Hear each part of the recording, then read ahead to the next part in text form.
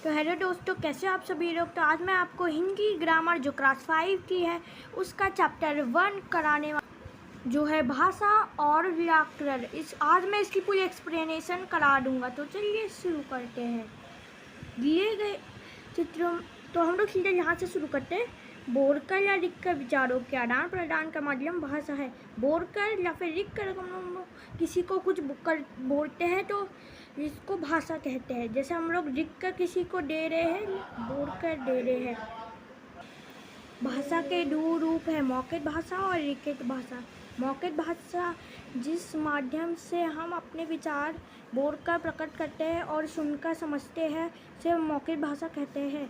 मौखिक भाषा होती है कि हम लोग बोल कर किसी को अपने बारे में बताते हैं कोई भी चीज़ और वो सुनकर समझते हैं तो उसको मौखिक भाषा कहते हैं। जैसे माँ मेरे लिए रंगीन सिरे और चार्ट पेपर ले आना। तो ये बोल रही है और वो सुन रही है, ठीक है। इसके कुछ उदाहरण भी है। मौखिक भाषा के कुछ उदाहरण जानो। भाषण देना, रेडियो सुनना, मित्रों पिताजी दादाजी से बातचीत करना, कविता गीत सुनाना, कक्षा में अध्यापिका का बोलकर पढ़ाना।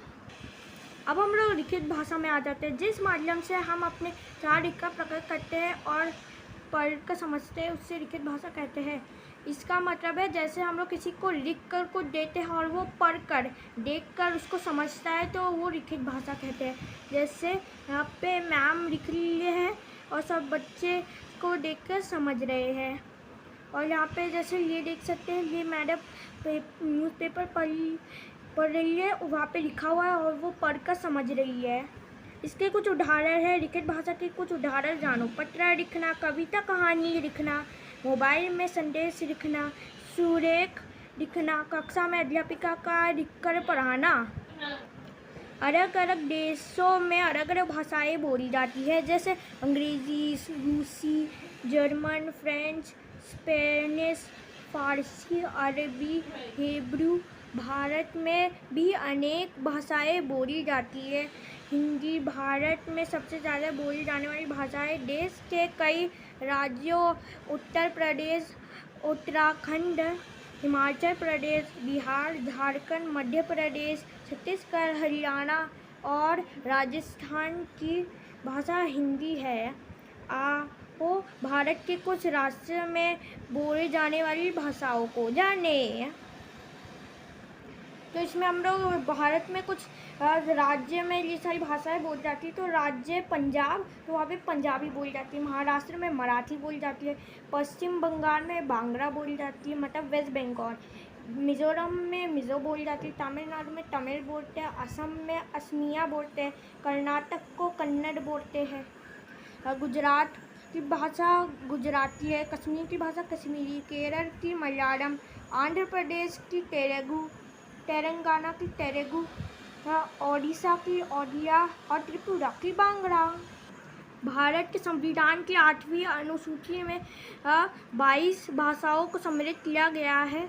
जो ये भाषाएं हैं असमिया, ओडिशा, उर्दू, कन्नड़, कश्मीरी, कोंकणी, गुजराती, डोगरी, तमिल, तेलुगु, नेपाली, पंजाबी, बांग्ला, बोडो, मलयालम, मणिपुरी, मराठी, मैथिली, संस्कृत, संधारी, सिंधी और हिंदी।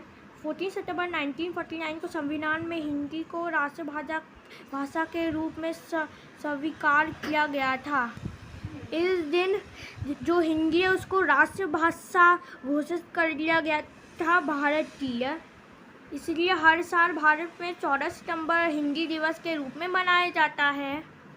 लिपि, हर भाषा को लिखने का एक निश्चित तरीका होता है जिसे उस भाषा की लिपि कहते हैं। इसके लिए कुछ विशेष चिन्ह होते हैं। अंग्रेजी भाषा रोमन लिपि में और हिंदी भाषा देवनागरी लिपि में लिखी जाती है। आओ कुछ भाषाएं और उनकी लिपियाँ जाने। जैसे उर्दू की लिपि है फारसी, कन्नड़ की कन्नड़ी है, पंजाबी की गुरुमुखी, संस्कृत की देवनागरी, कोंकणी की देवनागरी, फ्रेंच की रोमन, जर्मन की रोमन, तमिल की तमिल, नेपाली की देवनागरी और मराठी की देवनागरी। व्याकरण हमें भाषा के शुद्ध रूप का ज्ञान कराता है। व्याकरण हमें शुद्ध रूप का ज्ञान कराता है किसी भी रूप का। जैसे यहाँ पे अशुद्ध है मैं खाना खाया, इसका कोई मीनिंग नहीं बनता है, लेकिन शुद्ध वाक्य है मैंने खाना खाया, मतलब मैंने खाना खा लिया।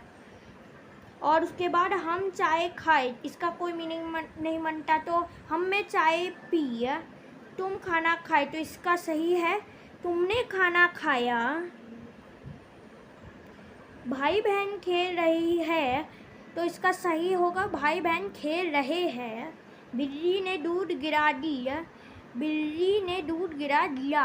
तो ये मैंने कर बोला था, उन सबको भी मैं आपको एक बार समझा देता हूँ। बोल का एक का विचारों के आदान प्रदान का माध्यम भाषा है, तो इसका मतलब बोल का एक का अपने विचारों को दूसरों को बोलना, वो भाषा कहलाती है। भाषा के दो रूप है, मौखिक भाषा और लिखित भाषा। भारत के संविधान की 8वीं अनुसूची में 22 भाषाओं को सम्मिलित किया गया है। के बाद भारत में 14 सितंबर हिंदी दिवस के रूप में मनाया जाता है। उस दिन व्याकरण हमें भाषा के शुद्ध रूप का ज्ञान कराता है, और व्याकरण हमें शुद्ध रूप का ज्ञान कराता है भाषा के। तो इतना ही, अगले पार्ट में मैं आपको इन सारी एक्सरसाइजेस कंप्लीट करा दूँगा। आज की वीडियो अच्छी लगी तो वीडियो को लाइक और चैनल को सब्सक्राइब। मिलते हैं अगली वीडियो में, तब तक के लिए बाय बाय।